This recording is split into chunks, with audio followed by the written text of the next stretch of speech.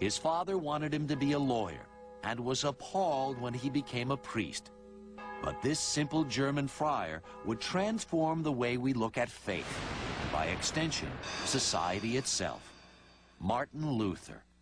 The leader of the Protestant Reformation. I mean, he changed the world. I just assumed that he would, if not be number one, certainly in the top 5. Martin Luther's story begins with a crisis of faith. He was sickened by the corruption and greed of his fellow priests, and he was overwhelmed by guilt for his own sinfulness. He prayed and fasted for days on end. Finally, he had a revelation. Only by faith can man reach salvation, he decided. Not through donations to the church, not through a priest at all, just through devotion to God and his mercy.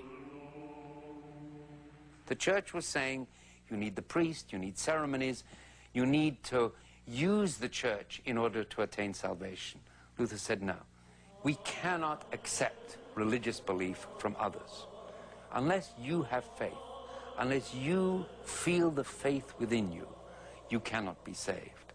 With Luther, it's a gigantic shift of authority from other people to the individual. You're not given the keys to salvation. You find them for yourself.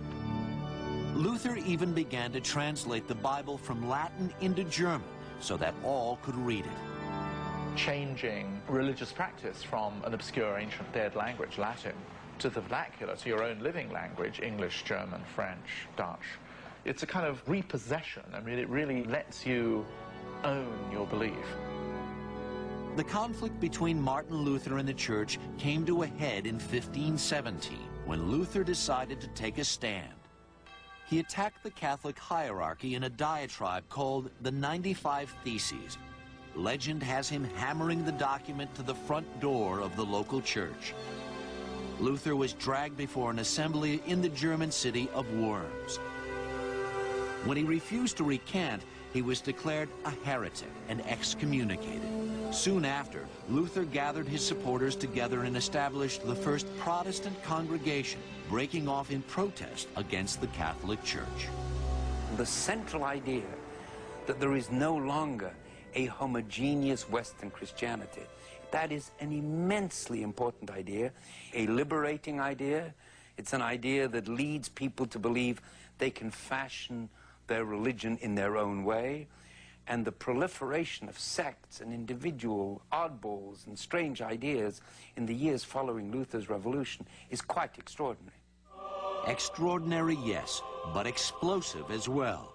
Although the Reformation broadened people's individual and intellectual freedoms, it also led directly to the 30 Years' War, one of the bloodiest in Europe's history.